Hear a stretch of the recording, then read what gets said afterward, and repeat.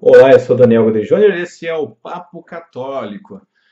Uma pergunta que muita gente faz é: beber é pecado? Eu já vou começar o vídeo dizendo que não. Beber não é pecado, mas a bebedeira é pecado. Bem, qual é a fundamentação bíblica para dizer que a bebida não é pecado? Nós podemos começar a dizer e citar que Jesus bebia. Como é que nós vamos saber que Jesus bebia? Bom, ele mesmo deixa a subentender isso quando ele se indigna e diz lá em Lucas 7,33: Assim tendes agido, pois veio João Batista, que come pão e não bebe vinho, e julgais, ele está com demônio. Mas então veio o filho do homem, está falando dele mesmo, comendo pão e bebendo vinho, e condenais. Eis aí um glutão e beberrão, amigo de publicanos e pecadores. Então, Jesus bebia. Claro, Jesus bebia moderadamente. Jesus nunca ficou bêbado, Jesus nunca usou a bebida de uma maneira em excesso, porque isso, claro, seria pecado e Jesus foi homem igual a nós, mas nunca pecou. Efésios capítulo 5, versículo 18, vai dizer: Não vos embriagueis com o vinho, que é uma fonte de devassidão, mas enchei-vos do Espírito. Então, Efésios capítulo 5, versículo 18.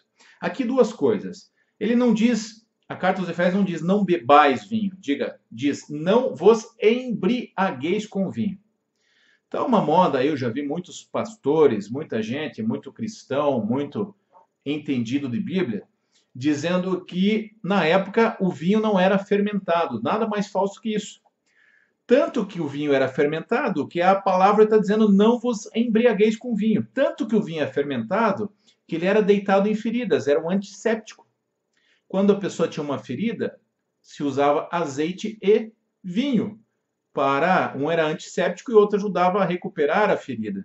Então, claro que sim, que o vinho já era fermentado. Se conhecia o processo de fermentação já naquela época. Até porque o povo hebreu teve contato com o Egito, tiveram muito próximo do Egito. E no Egito isso era muito comum já a fermentação, já existia a fermentação. Então dizer que Jesus transformou água em suco de uva só contenta quem quer distorcer a palavra de Deus porque não quer admitir que beber não é pecado. Eu mesmo, quando fui recém-convertido, me escandalizava cristãos, pregadores, padres, sacerdotes que às vezes tomavam um copo de vinho ou tomavam um copo de cerveja. Claro, talvez não, porque a palavra também diz que nós não devemos escandalizar os fracos. Talvez o lugar onde eles estavam bebendo não era adequado, mas eu achava que beber em si mesmo era pecado. Em Gênesis já, capítulo 14, versículo 18, que é uma prefiguração do rei e sacerdote Jesus, Melquisedeque, rei de Salém, sacerdote do Altíssimo, mandou trazer pão e vinho, ou seja, as celebrações usavam pão e vinho. Judite, capítulo 13, versículo 2 diz: Estavam todos embriagados pelo vinho, ou seja, uma situação que as pessoas beberam vinho em excesso e estavam embriagados. João capítulo 2, versículo 10 fala das bodas de Caná, o primeiro milagre público de Jesus. E lá nesse versículo 10,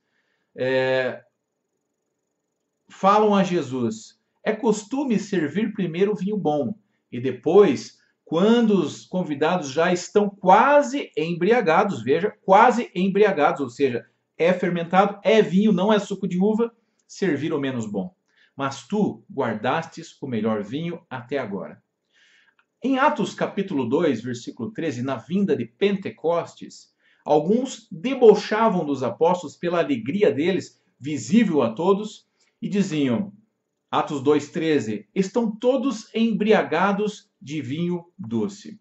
Os que defendem, dizendo que beber em si é pecado, usam um versículo tirado de contexto que fala de João Batista, que não bebia e que era grande diante de Deus.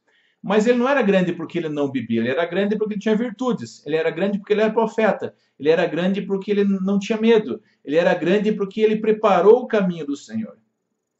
Outros, para fundamentar o não beber, usam um versículo bíblico também que diz assim, um versículo de Paulo: tudo me é permitido, mas nem tudo me convém. Dizendo assim, tá bom, não é pecado, mas não convém beber. Veja, não convém beber se a tua fraqueza é beber.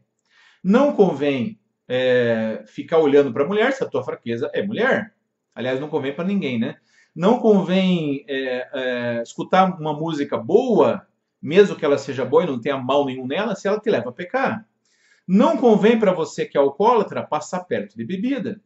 Jesus, quando ele fala de moral, ele não cria uma regra de pode e não pode. Ele dá um versículo que é um versículo universal e se aplica a todas as pessoas. Ele diz: se o teu olho é ocasião de queda para você, arranca-o fora. Se a tua mão é ocasião de queda, corta-a fora. Claro, Jesus está usando ali um exagero, né? uma hipérbole, para dizer o seguinte: se te leva para o inferno, pare de fazer.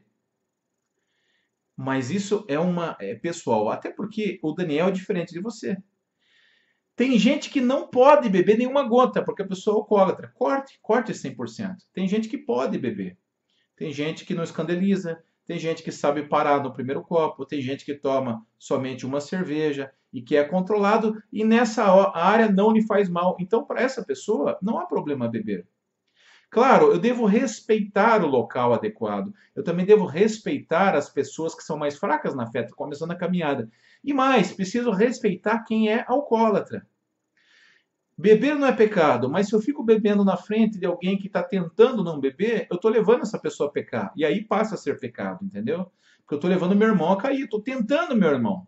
Então, eu não devo beber se isso escandaliza, se isso faz mal para a minha saúde, se isso me leva ao alcoolismo ou se minha fraqueza é bebida. Mas beber em si mesmo não é pecado. O que é pecado, o que a Bíblia diz, é o excesso de bebida, como também o excesso de comida é pecado. São Paulo aos Coríntios, ele diz que isso tem uma aparência de virtude, né? Porque na época as pessoas ficavam brigando, eu jejuo, eu não jejuo, eu como a comida que foi consagrada aos ídolos, eu não como, e ficavam brigando por isso. E São Paulo diz, olha, isso tudo tem uma aparência de virtude, mas não passa de coisa humana, de superstição humana. Você que é católico, basta você digitar Papa Bento XVI chopp, você vai ver que o Papa Bento XVI toma cerveja. Ele era cardeal da Congregação para a Doutrina da Fé. Então, não tenha dúvida. Na França, para quem já viajou, é muito comum beber vinho. Na Alemanha é muito comum beber cerveja. Nós temos mais essa questão mal resolvida aqui na América Latina. Mas para o europeu é muito comum ele beber. Na verdade, as grandes chopes surgiram com os monges. Na época a água era contaminada, se fervia a água e ao mesmo tempo se acrescentou lúpus na água porque ao mesmo tempo alimentava. Então evitava infecção e ao mesmo tempo alimentava. Então, para concluir o nosso papo, beber não é pecado, excesso de bebida sim. Se isso me tira do sério, se isso me leva a escandalizar, claro, isso é pecado, deve ser cortado. Se eu sou fraco, não bebo. E mais, bebida era sim vinho, não era suco de uva. E Jesus bebia. Então, claro, isso não faz de Jesus mais virtuoso ou menos virtuoso, como não faz uma pessoa mais virtuosa ou menos virtuosa o fato dela comer ou não comer alguma coisa. Agora, o importante é isso, você entender que moralmente o que serve para você, o que é ocasião de pecado para você, pode não ser ocasião de pecado para o outro. É preciso que você entenda isso. Ok? Dá o curtir aí se você gostou, compartilha o nosso vídeo e até o próximo vídeo aqui no Papo Católico. Valeu, grande abraço, se associa aí, tchau.